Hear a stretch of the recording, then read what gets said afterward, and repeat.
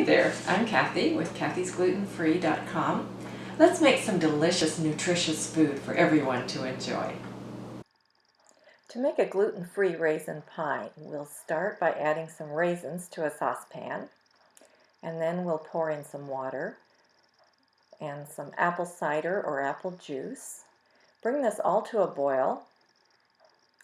Then, when it reaches a boil, turn down the heat and put on the lid. We'll add some tapioca starch to some cold water and stir it till it's nice and smooth. Then once the raisin mixture has been simmering for 5 or 6 minutes, we take off the lid, add some raw sugar, and stir in our tapioca mixture. Keep stirring till it thickens. It doesn't take long. It'll become clear and glistening. At that point, turn off the heat, add some cinnamon, vanilla, butter, and lemon juice. As the butter melts, stir it all in, and then you'll set this aside to cool. In fact, you can even leave it in the refrigerator overnight. When you're ready to make your pie, take a ball of gluten-free pie crust dough, and on a well-floured surface, roll it out in all directions. Make sure you have flour on your surface and on your rolling pin. You can use rice flour or tapioca flour. Any of the flours that are in the pie crust will work fine. As you work, you need to turn it frequently. Make sure there's enough flour on your surface and on your rolling pin so it's not sticking.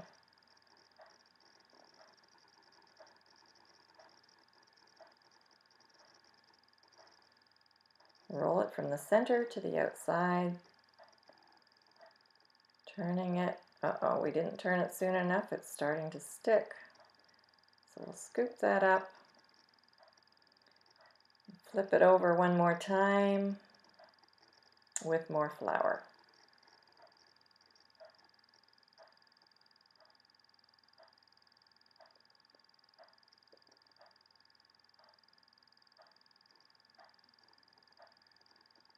And we'll just keep rolling this out until it's a little bit bigger than our pie plate.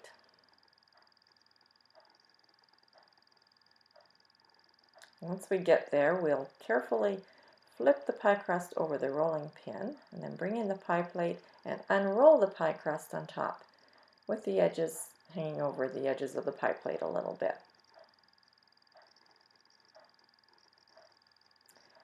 Now we'll trim off the excess. You don't need to be real particular at this point.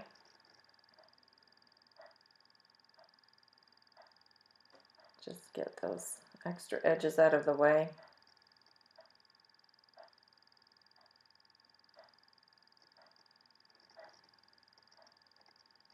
And we'll bring in that chilled raisin pie filling. This has been in the refrigerator overnight, so it's very thick.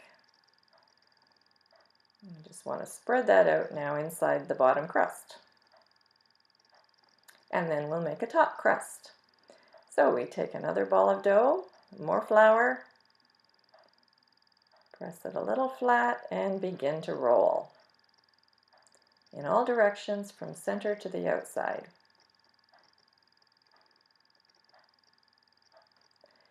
I've sped up the video here because you've seen this once already. You know how it goes.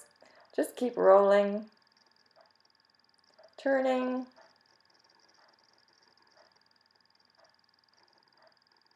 and rolling some more.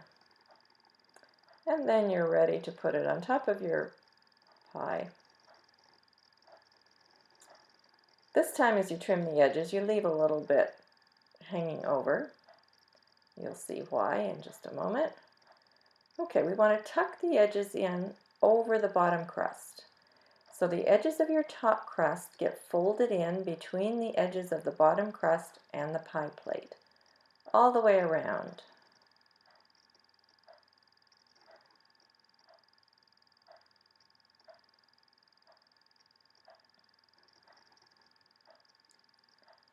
Pinch it all together to seal it and to make it pretty.